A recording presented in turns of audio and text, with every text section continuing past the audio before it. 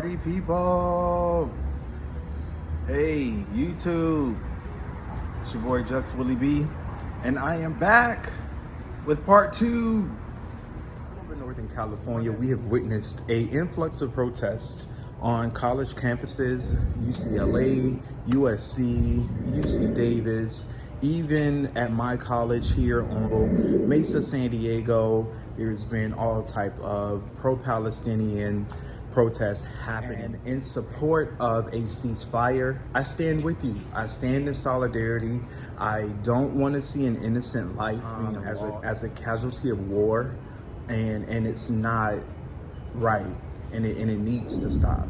This is part 2 of my Gaza protest video, and let's go ahead and jump right into it. So where we left off, we were talking about the recent popcorn effect of protests that has been happening all over Northern California, on college campuses like UCLA, USC, over in Virginia, DC, and just across the country. We've been witnessing an influx of protests. So with that being said, there's been talks and a ton of conversation on the legislative level about what we can do to remedy this situation. What does it look like to have freedom of speech and to peacefully protest? A ton of talk, heavy conversation around peaceful protest, the First Amendment, my right versus your right, and what does that look like? What does it look like? So I feel like through conversation, we can reach a median where both sides are entitled, empowered, and satisfied. So now with that in mind, today's topic of the video is legislation.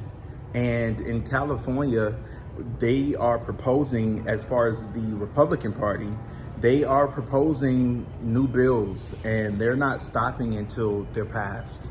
And it does appear to have bipartisan support, and the Democrats are standing behind at least doubling the fines.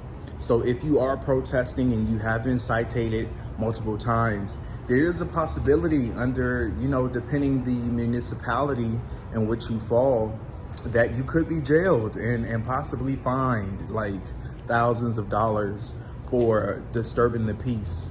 And protesters are claiming that that's an infringement on their First Amendment right.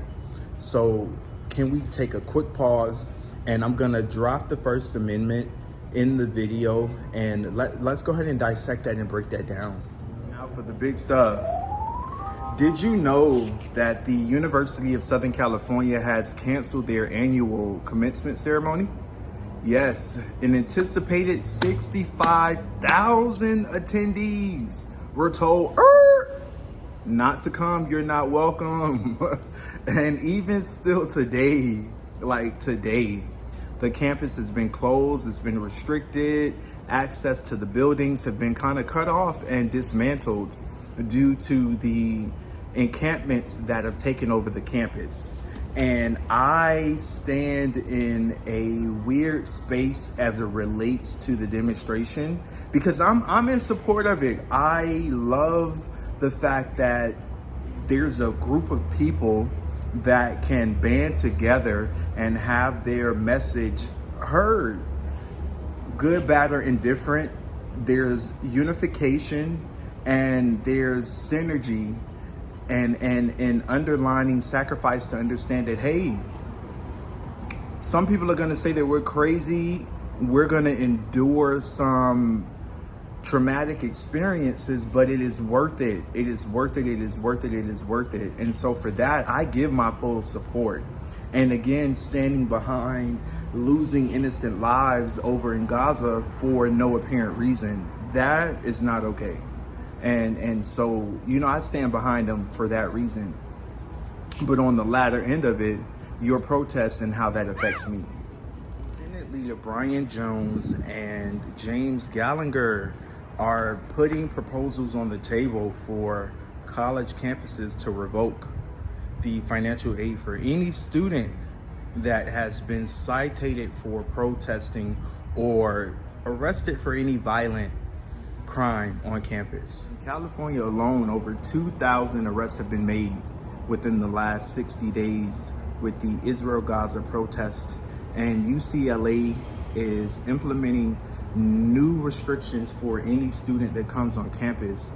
And if you are cited, you will be put on academic probation and possibly expelled from the college. In lieu of the recent news with the Butch body, there is bipartisan unity happening here in California, at least, because Democrats are backing the Republicans when they put the proposal out for fines and jail time to be doubled or increased if you've been cited multiple times as a violent protester.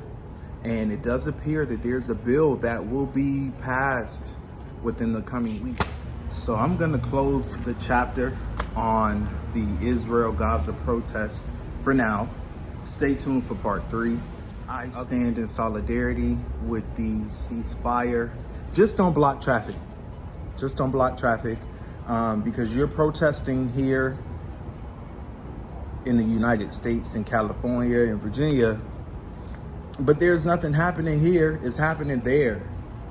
So if you really want to be as impactful, go block traffic where